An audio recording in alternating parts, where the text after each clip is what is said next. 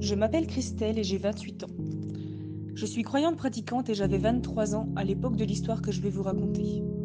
Je traversais alors une crise de foi et j'ai rencontré un homme beaucoup plus âgé que moi qui avait 36 ans. Il m'a beaucoup séduite par de nombreux compliments et il me faisait penser que j'étais la plus belle, la femme de sa vie, ainsi que beaucoup d'autres belles paroles. Au départ, je cherchais à tester son honnêteté, et puis il m'a retourné le cerveau au point que je me suis mise à croire tout ce qu'il me disait. C'était pour moi la vérité.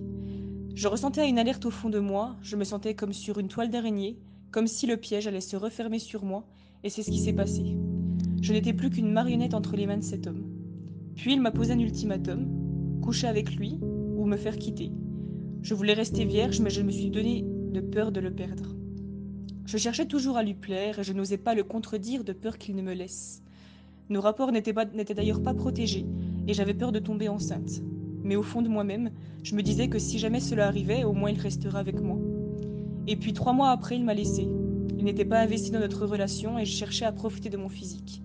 Les conséquences de ce choix furent dures, beaucoup de tiraillements entre ma foi et lui, beaucoup de sentiments de culpabilité, de honte et un profond manque de pardon envers moi-même. Je n'arrivais pas à m'accepter. Je remettais toute la faute de cette relation toxique sur moi-même et non sur Charles.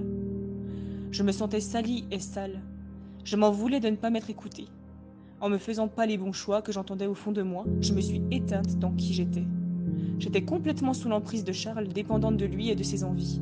Dès que je le voyais, j'avais l'impression que c'était comme un aimant qui m'attirait totalement vers lui et qu'il pouvait faire ce qu'il voulait de moi.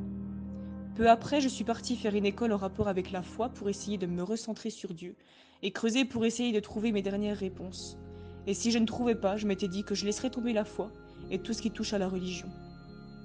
Puis à la rentrée en octobre 2015, Charles m'a envoyé un message en me demandant pardon, car il ne pensait pas qu'il m'avait fait beaucoup de mal et prétendait s'en vouloir. Cependant, le 1er avril 2016, j'apprends dans le journal que Charles était en prison pour pédophilie. Il avait déjà fait de la prison en 2012 pour la même raison.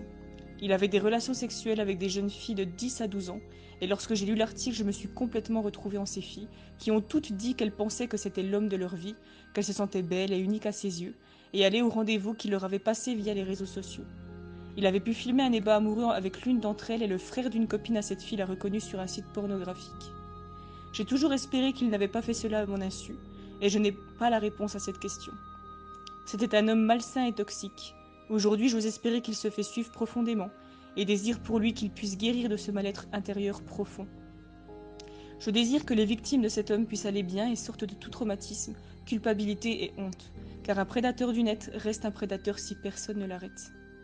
Je témoigne de tout cela car je n'ai pas honte de mon passé et je suis fière de sortir de la culpabilité et de la honte et d'affirmer la vérité. Aujourd'hui, je suis fiancée à un homme qui m'aime vraiment et je vis une belle relation de confiance. Cela ne s'est pas passé sans guérison et restauration de mon cœur qui était blessé. Je veux vous dire aujourd'hui que vous êtes belle, unique et avez de la valeur. Ce n'est pas notre passé qui définit notre valeur, ce sont nos choix d'aujourd'hui.